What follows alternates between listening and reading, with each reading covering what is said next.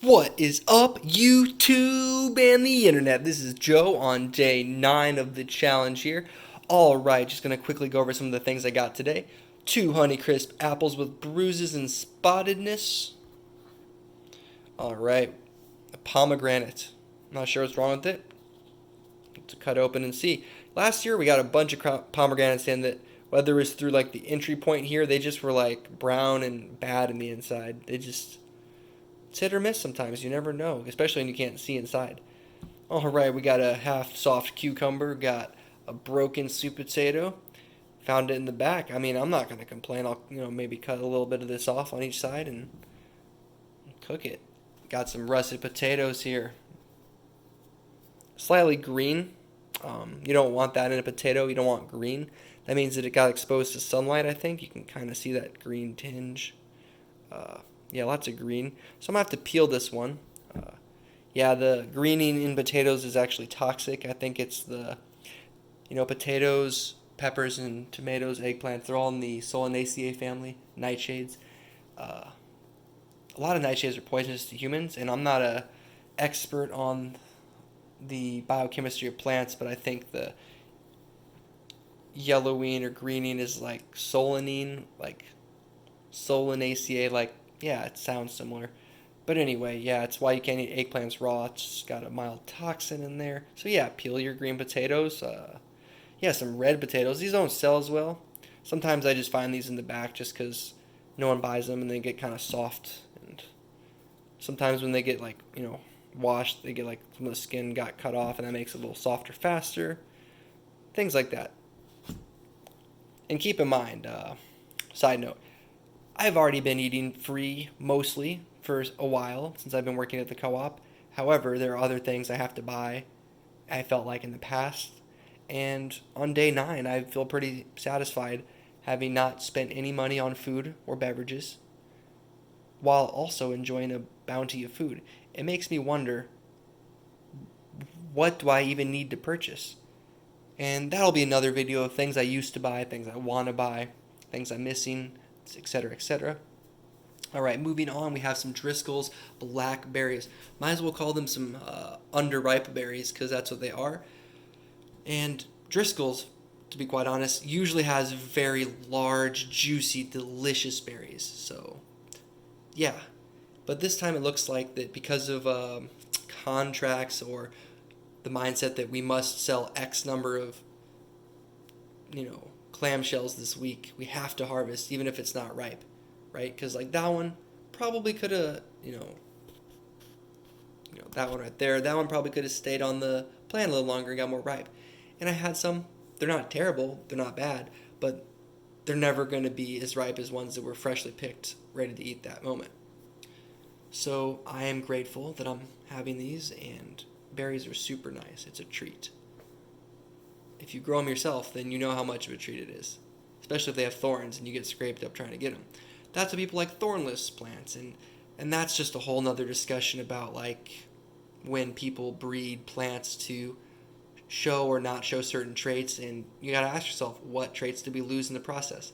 It's kind of like marigolds, how the indigenous variety has a compound that allegedly is good for repelling nematodes or something in the soil. Some people say if you plant marigolds, it helps attract certain pests, or I should say, it attracts certain insects and deters certain insects. The word passes under a certain lens of perception or a certain context. Because a pest to a human might be a meal to someone else. Alright, and we have a head of romaine lettuce. I ate an entire head of romaine lettuce for my lunch at work. And you can see here the oxidation of the knife. Some people say use a ceramic knife to reduce the oxidation. Well, sometimes ceramic knives chip and break, and last thing you want to do is chew on a piece of sharp ceramic. So, steel and metal and iron, they all have their advantages. Stainless steel, gotta love it. Anyway, yeah, this one, it's just, we put out a new case today, and this one wasn't looking super hot, looking a little soft and less crisp. It still was really good, and I'm going to enjoy eating this raw in a salad. Alright, then this little bundle here, this, first of all, oh my gosh, this is like a high quality, very, very nice daikon radish. There's absolutely nothing wrong with it at all, except the people who ordered the CSA, for whatever reason, for 2 weeks in a row, maybe they didn't want it, it got left behind. I don't really know. Like, these peppers are kind of a little soft. Nothing wrong with them, just perfect for me. All right, and then this is gonna be eaten raw, maybe roasted. It's a lot to eat. So, geez, almost as big as this sweet potato. And these sweet potatoes are usually pretty big. All right, purple daikon, very delicious, raw or cooked. Yeah, got a little green bell pepper. How cute is that? And we got some possibly hot peppers, I don't know, red tomatoes, and one yellow. Very nice. Has what looks to be like a crack that healed. Very nice tomato. All right, a bunch of cilantro. Going to add that in. Found that in the back. Oh boy, some crackers. Little X on there. Let's find that expiration date. Let's do it. Where is it at? All right. Bum ba bum. All right, looks like it hasn't expired. Okay, well, it has an X on it. I didn't put it there. Oh, is that? Oh, is the corner dented?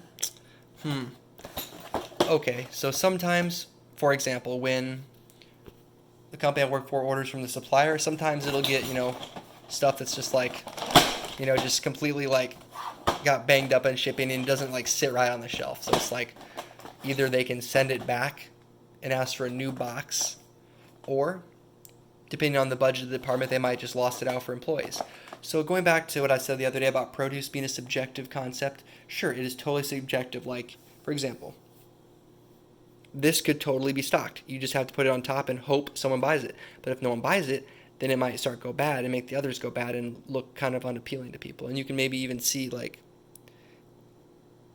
you can't really see much because it probably got stocked out today. But yeah, it's probably going to get some mold because there's moisture here and stuff. So super subjective. And like this is like, who's to say this couldn't have been sold at a discount? Or I don't know. It's just a subjective thing. I'm grateful I was found this in the back. It's a nice snack. I'm not super big into processed foods that aren't organic, but nonetheless, I really can't complain during this challenge I'm doing. All right, and some broccoli. Oh my gosh, look at that. This was in the back. This was some of the nicest broccoli. A lot of broccoli had to be tossed. I helped facilitate the distribution of compost to the local community again today.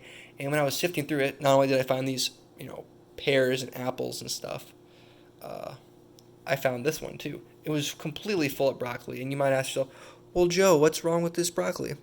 Well, let me put a better light here. You can kind of see overall it's like kind of yellowing. A lot of them have like mold spots. This one doesn't. So might have one, but you got to really closely look at it and stuff before you eat it or when you cook it. Like if you're going to eat it raw, make sure it's not moldy. So yeah, maybe eat some of this raw, eat some of it cooked, who knows. And yeah, going back to compost, it's like today, I'd say on average, we throw out probably 50 to 100 pounds of produce out of the store. And luckily it does go to local farms and people who compost, so that's great. Not many businesses can say that they do that. And yeah, a lot of it was bad. And there's been times where we get lots of broccoli in from one company and it just, all of it, the entire box, all moldy.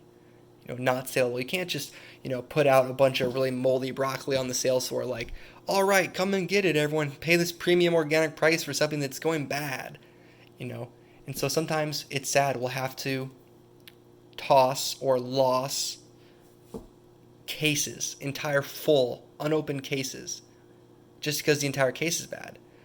I might have mentioned another video in the past. Sometimes we've gotten case after case of peach and nectarine that come in rock hard like an apple, and they start to like go moldy and bad before they even ripe. And that's just the same thing with the blackberries. Like things are picked early, just like green bananas, green mangoes. Like here's an example of a green mango here. Still waiting to eat it. It's kind of firm still.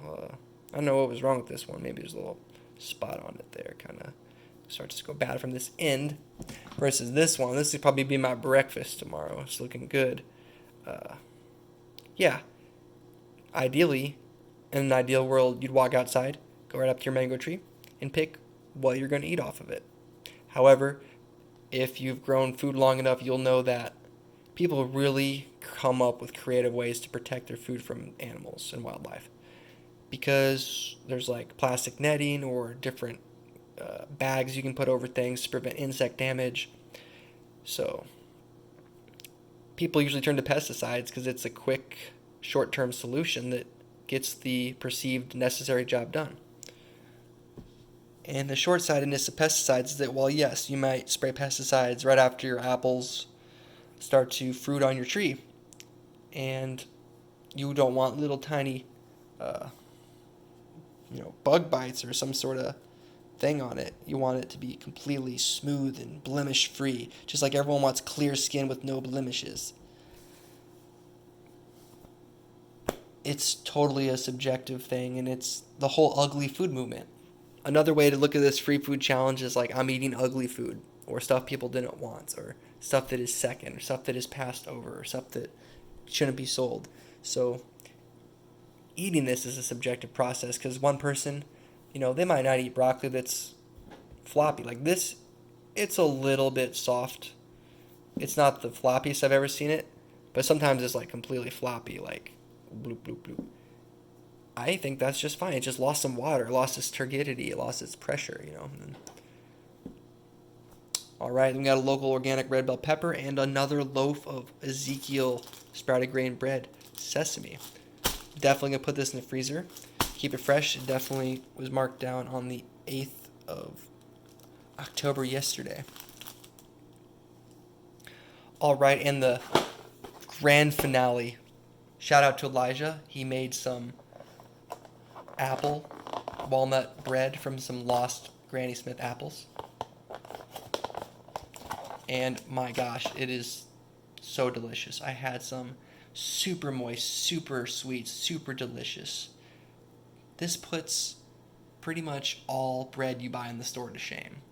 I'm telling you what, if you bake your own bread, you're going to be impressed. You're going to be happy. You're going to say to yourself, wow, I can't believe I haven't been baking my bread this whole time. Go to the store. Look how much bread costs. Take that back. Look how much decent bread costs. Because sure, you can go buy a loaf of white, bleached bread for $1 or something at the Dollar Tree, but it's got a stack of weird ingredients that some people physically don't agree with or philosophically don't agree with, right? And then you can go buy some expensive bread, like, I'm not going to say brands, but there's plenty of organic, nut and seed, high nutrient, high quality ingredient breads out there. And what are they? $4, $5, $6, $7, $8? That's a lot of money for something you could, make yourself if you buy all the ingredients. Let's put it this way. If you buy in bulk, you save money. Buy a bag of flour, you can make so many loaves of bread. Buy a bag of nuts, whatever. But anyway, shout out to Elijah. I'm going to have a piece right now. Super good.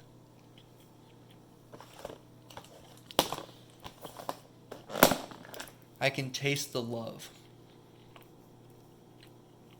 So good. Really special. That really made my day. That was super nice. And some nut thins. Yum, yum, yum. Crunchy, crunchy, munchy, munchy. Alright, this video is probably the longest video I've ever made. I'm going to upload it. Thank you for watching, and stay tuned for this week. We're going to see some vegetable soup, going to see some salad, going to see some different things. Alright, don't forget to bring a towel, and have a great night.